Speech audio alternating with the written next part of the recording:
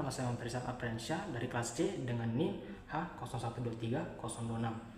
Jadi pada kesempatan kali ini saya akan menjelaskan 3 materi, yaitu kurikulum merdeka, dan pembelajaran mendalam. Dan tentu di mana materi ini akan ada saling keterkaitannya. Apakah ada hubungan antara kurikulum merdeka atau pembelajaran mendalam itu sendiri. Jadi di sini saya sudah membagi menjadi 3 kolom utama, yang dimana di sini dibagi menjadi 3 jenis. Kurikulum itu seperti apa, kurikulum merdeka itu seperti apa, dan pembelajaran mendalam itu seperti apa. Untuk lebih jelasnya, simak video ini dan di sini saya akan menjelaskannya secara lebih rinci. Oke, baik, kita mulai yang paling pertama, yaitu kurikulum. Pengertian dari kurikulum adalah rencana atau pedoman pembelajaran, yang dimana kurikulum ini tentu menjadi ibaratnya sebagai jantung pembelajaran, bagaimana sistem pengajaran sekolah itu berlangsung dan apa acuannya. Kemudian itu ada komponen yang dimana terdiri dari tujuan, ada materi, metode, dan evaluasi. Tujuan itu merupakan arah yang ingin kita capai, seperti misal apa yang ingin kita capai dalam mata pembelajaran ini. Kemudian materinya itu isi pembelajaran seperti ini, seperti itu.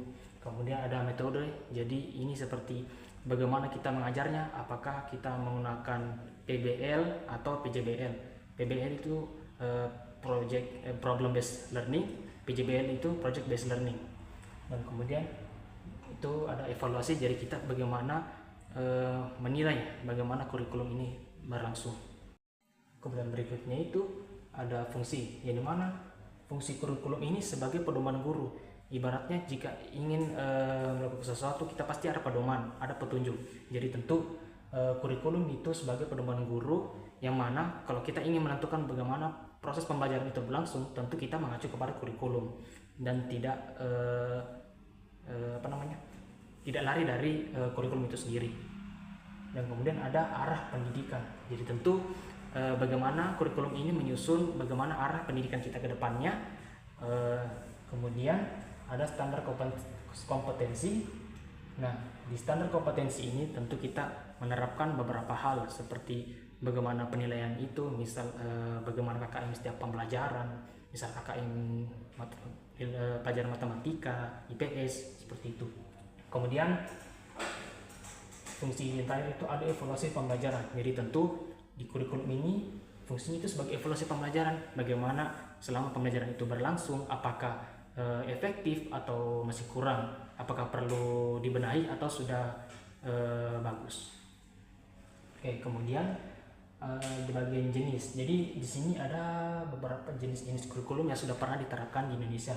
Yang pertama itu ada kurikulum tahun 1947 sampai 1994. Kemudian ada materi KBK 2004, ada kurikulum KTSP 2006, kurikulum 2013 atau K13. Yang sekarang ini kita terapkan yaitu adalah kurikulum merdeka. Oke, baik. Kemudian berikutnya itu peran guru dalam kurikulum ini. Jadi tentu di sini peran guru seringkali didebatkan dalam halnya kurikulum. Jadi peran guru yang pertama itu ada perencana. Jadi sebagai seorang guru kita tentu merencanakan bagaimana semisal kurikulum yang kita terapkan di kelas itu, apakah harus kita buat sekreatif mungkin atau mungkin sudah ditentukan dari pusat seperti itu. Dan kemudian kita sebagai peran guru itu sebagai pelaksana. Jadi kita tentu melaksanakan bagaimana kurikulum ini sebagaimana mestinya yang sudah ditetapkan. Kemudian kita sebagai guru, sebagai peran guru itu penilai. Jadi kita menilai apakah kurikulum yang kita pakai ini sudah efektif ataukah perlu dibenahi lagi. Dan terakhir itu ada inovator. Jadi di sini kita sebagai guru tentu kita harus sebagai inovator, yang mana kita ibaratnya seperti memotivasi bagaimana agar kurikulum ini berjalan dengan baik. Oke, baik. Jadi di sini kita masuk di kurikulum merdeka. Jadi apa itu kurikulum merdeka? Kurikulum merdeka itu secara singkatnya adalah pembelajaran fleksibel dan berpusat pada siswa, yang mana artinya ini siswa lebih aktif dalam belajar dan guru berperan sebagai fasilitator. Jadi di kurikulum merdeka ini pusatnya itu bukan hanya di guru, tapi berpusat lagi ke siswa, yang mana siswa itu lebih aktif selama pembelajaran di kelas. Jadi bukan hanya guru yang aktif, tapi siswa lebih aktif lagi. Jadi guru di sini perannya hanya sebagai fasilitator, seperti menyediakan alat-alat pembelajaran dalam kelas, bagaimana cara mengajar yang baik, begitu. Kemudian ada tujuan dari kurikulum Merdeka ini. Yang pertama itu adalah pengembangan potensi. Jadi tentu kurikulum Merdeka ini disusun dengan tujuan kita mengembangkan potensi bagaimana kurikulum ini harus berjalan, dan tentu kita memperhatikan bagaimana kurikulum Merdeka ini bisa mengembangkan potensi peserta didik kita atau bahkan para tenaga pendidik. Kemudian tujuan kedua ada pembelajaran berkualitas. Nah, siapa sih yang tidak mau pembelajaran di negara kita itu berkualitas? Tentu banyak. Makanya kurikulum Merdeka disusun untuk tujuan yaitu pembelajaran berkualitas. Jadi tentu kita meningkatkan daya saing, begitu. Kalau dalam artian kecilnya itu meningkatkan daya saing agar pembelajaran yang diterapkan di dalam kelas itu di Indonesia itu bisa berdaya saing di kancah luar. Kemudian ada profil pelajar Pancasila atau P5. Tentu ada 5 poin dari profil pelajar Pancasila ini, tapi akan saya jelaskan sebentar. Kemudian ada kebebasan belajar. Maksudnya kebebasan belajar ini bukan berarti kita bebas sepenuhnya. Maksudnya adalah kebebasan belajar itu siswa berhak menentukan mereka lebih cocok ke pelajaran mana. Apakah mereka lebih condong ke IPA atau ke IPS atau ke matematika, penjas, dan lain sebagainya. Kemudian kita masuk di struktur. Di struktur ini ada 2 poin. Yang pertama itu adalah intrakurikuler. Nah, biasanya kita sering mendengar yang namanya ekstrakurikuler, tapi ekstrakurikuler itu sebenarnya di luar dari pembelajaran, proses belajar mengajar. Kalau intrakurikuler itu yang awal katanya itu adalah intra. Jadi intrakurikuler ini adalah proses belajar mengajar yang dimana tentu ini menjadi salah satu struktur dari kurikulum Merdeka itu sendiri. Dan kemudian ada P5 atau proyek penguatan profil pelajar Pancasila. Selanjutnya itu ada profil pelajar Pancasila. Nah, ini tadi saya sebutkan tadi. Jadi P5 ini ada beberapa poin yang ada di dalamnya, ada 6 poin. Yang pertama itu ada beriman dan bertakwa, yang kedua berkebinekaan global, yang ketiga gotong royong, yang keempat mandiri, yang kelima bernalar kritis, dan yang terakhir itu kreatif. Kemudian di kurikulum Merdeka ini tentu ada tantangannya, yaitu adaptasi. Yang pertama itu adalah adaptasi guru. Tentu sebagai guru itu kita tidak mudah untuk langsung beralih ke kurikulum berikutnya. Semisal yang awalnya kurikulum 2013 atau K13 itu kita beralih ke kurikulum Merdeka. Nah, tentu kurikulum ini pasti ada yang berbeda. Kalaupun sama itu pun tidak sepenuhnya, pasti ada yang berbeda. Jadi tentu kita sebagai calon guru, calon tenaga pendidik, tentu kita harus beradaptasi, mau tidak mau, karena pasti semua akan ada konsekuensinya. Dan kemudian fasilitas. Kenapa fasilitas? Karena walaupun kita memang sudah masuk di era teknologi seperti sekarang ini, tapi faktanya adalah masih banyak sekolah-sekolah di pedalaman yang belum menikmati yang namanya teknologi. Jadi tentu tantangan di kurikulum Merdeka itu salah satunya itulah fasilitas, yang mana tidak semua sekolah mendapat fasilitas yang memadai seperti sekolah di pedalaman, yang mana akses untuk internet atau teknologi di sana yang betul-betul sulit. Kemudian tantangan itu adalah pemahaman. Nah, di kurikulum Merdeka ini tentu pemahaman kita ini menjadi satu tantangan. Bagaimana kita memahami kurikulum yang sekarang itu dengan yang dulu itu pasti berbeda. Jadi tentu kita dituntut untuk belajar lebih memahami bagaimana kurikulum itu seperti apa, gitu. Oke, baik. Jadi di sini kita masuk di poin ketiga, yaitu pembelajaran mendalam. Jadi pengertiannya itu pembelajaran mendalam adalah pemahaman konsep secara mendalam. yang mana konsep ini pembelajaran yang menekankan pada pemahaman konsep secara mendalam, bukan hanya sekadar menghafal. Maksudnya adalah ini betul-betul kita sebagai calon pendidik harus mengajar kepada siswa bahwa betul-betul siswa kita itu paham, dan juga bukan hanya sekadar sekadar hafalan saja.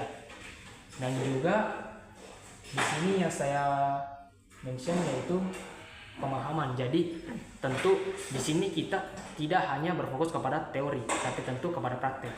Karena menurut saya kita bukan hanya mengandalkan teori saja, tapi tentu kita harus mengandalkan yang namanya praktek. Jadi idealnya ya menurut saya, idealnya itu 50% teori, 50% praktek, seperti itu. Kemudian ada tujuannya. Oke, baik. Jadi kali ini kita masuk di tujuan, yaitu tujuan yang pertama itu ada berpikir kritis, ada HOTS, ada mandiri, problem solving. Nah, berpikir kritis ini bagaimana kita berpikir secara lebih teliti lagi, lebih mendalam. Semisal kenapa kenapa langit itu biru, kenapa kenapa daun itu berwarna hijau, seperti itu. Jadi semua yang dijelaskan itu kita kritisi seperti tadi, bagaimana ini terjadi, bagaimana itu terjadi, bla bla bla segala macam. Kemudian meningkatkan HOTS atau keterampilan berpikir tingkat tinggi. Maksudnya itu bagaimana tingkat berpikir kita itu yang awalnya rendah itu menjadi tinggi, seperti kemampuan berpikir kritis tadi, yang awalnya hanya sekadar kita tahu dasar-dasarnya atau basicnya saja, dan jika kita meningkatkan itu tentu akan ada nilai tambahan seperti itu. Jadi berpikir tingkat tinggi ini salah satu tujuan dari pembelajaran mendalam itu. Kemudian ada mandiri atau membentuk kemandirian. Jadi pembelajaran mendalam ini kita lakukan secara mandiri, yang mana kita belajar tapi hanya diri kita sendiri yang melakukannya. Dan juga dan juga tujuan membentuk kemandirian ini berarti memang kita betul-betul memahami apa yang kita pelajari dan apa yang kita sukai. Kemudian ada problem solving, kemampuan problem solving atau menyelesaikan masalah. Jadi pembelajaran mendalam ini dibentuk dengan tujuan untuk bagaimana mengatasi sesuatu masalah, entah itu secara akademik atau di kehidupan nyata, begitu. Oke, kita masuk ke yang berikutnya, yaitu ciri-ciri. Jadi ciri-cirinya itu ada student center atau berpusat kepada siswa. Kemudian ada tidak hafalan, ada kontekstual, aktif, dan reflektif. Nah, student centered ini atau berpusat pada siswa. Jadi pembelajaran mendalam ini sekarang pusat itu ke siswa, bukan hanya ke guru. Beda dengan K13 yang mana itu ke guru juga. Tapi kalau untuk kurikulum merdeka itu betul-betul berpusatnya kepada siswa. Jadi guru itu hanya sebagai fasilitator. Jadi siswa itu yang lebih aktif dalam kelas, entah itu berdiskusi, problem solving, atau dalam mengerjakan tugas akademik dan lain sebagainya. Kemudian tidak hafalan. Nah, ini seperti saya jelaskan tadi, menghafal itu memang kegiatan yang sangat betul-betul paling dihindari sama siswa. Karena kenapa? Karena menghafal itu hanya sekadar teori saja. Tapi jika kita sudah melakukan yang namanya hafalan, pasti keesokannya kita akan lupa. Jadi maka itu saya bilang tadi, idealnya pembelajaran itu 50% teori, 50% praktek. Kenapa? Biar kita lebih tahu bagaimana hal itu bekerja. Kemudian ada kontekstual. Kontekstual ini maksudnya adalah bagaimana pembelajaran di dalam kelas itu ada sangkut pautnya dengan kehidupan nyata. Semisal bagaimana cara mengajar anak-anak SD, dan tentu kita diajarkan, misal di perkuliahan kita tentu diajarkan bagaimana micro teaching. Nah, tentu di situ kita akan diberitahu sama dosen bagaimana cara mengajarkan anak SD. Tentu cara mengajar anak SD, SMP, SMA itu berbeda, dan ini kita hubungkan dengan dunia nyata, dan tentu memang itu perlu kita hubungkan. Dan kemudian ada aktif dan reflektif. Jadi ciri-ciri ini pembelajaran mendalam itu tentu kita yang berperan aktif dan reflektif. Oke. Kemudian berikutnya itu ada prinsip, yang mana prinsip ini ada bermakna, keterlibatan aktif, refleksi, dan transfer pengetahuan. Bermakna berarti dalam pembelajaran mendalam itu tentu harus ada apa makna. Semisal kita ingin belajar sesuatu, apa maknanya? Misal kita ingin belajar IPS, apa makna dari pembelajaran IPS ini sebenarnya? Apakah untuk sosial, apakah untuk masyarakat, atau keduanya? Kemudian keterlibatan aktif. Nah ini tentu kita pembelajaran mendalam ini tentu menuntut kita agar kita terlibat aktif. Tapi terlibat aktifnya itu apakah secara langsung atau tidak langsung. Kemudian refleksi. Dan yang terakhir yaitu transfer pengetahuan. Nah, transfer pengetahuan itu semisal kita itu saling bertukar pikiran antara pemikiran si A, si B, si C. Jadi tentu bukan hanya satu pemikiran yang ada, tapi bisa jadi 2, 3, 4 dan seterusnya. Jadi itu maksud dari transfer pengetahuan, yaitu kita itu saling bertukar pikiran antara dari pihak yang pertama, kedua, dan ketiga, dan seterusnya. Kemudian di bagian strategi ada PBL atau problem based learning. Kemudian ada PJBL atau project based learning, ada inquiry dan diskusi. Dan yang terakhir itu di pembelajaran mendalam ada peran guru. Yang pertama ada fasilitator, kedua pembimbing, ketiga motivator, dan yang terakhir evaluator. Jadi fasilitator itu semisal kita dalam kelas kita itu sebagai seorang guru kita harus menyediakan media pembelajaran, entah itu seperti spidol, papan tulis, atau bagaimana proses pembelajaran secara itu berlangsung. Dan kemudian ada pembimbing. Jadi kita sebagai guru kita membimbing bagaimana siswa kita dalam kelas ataupun di luar kelas. Dan kemudian yang berikutnya ada motivator. Jadi motivator ini menurut pemahaman saya, yang mana ketika seorang siswa merasa bosan ketika belajar atau apa, jadi di situ peran guru sebagai motivator membangkitkan semangat siswa agar bisa semangat dan ikut belajar kembali. Apakah kita perlu mengubah metode pengajaran kita, ataukah kita berikan games, ice breaking, dan segala macam. Jadi tentu motivator ini harus kita terapkan untuk di pembelajaran mendalam, terutama di kurikulum Merdeka saat ini, karena mengingat sekarang kurikulum sekarang itu memang menekankan siswa yang lebih aktif. Jadi tentu peran guru kita di sini sebagai motivator biar siswa kita itu lebih aktif dalam pembelajaran dalam kelas. Kemudian terakhir itu ada evaluator. Jadi di sini kita mengevaluasi bagaimana proses pembelajaran yang kita jalankan selama beberapa jam pembelajaran. Apakah dari awal sampai akhir pembelajaran itu berjalan dengan baik, ataukah ada hambatan, apakah ada yang perlu dibenahi atau perlu dipertahankan, seperti itu.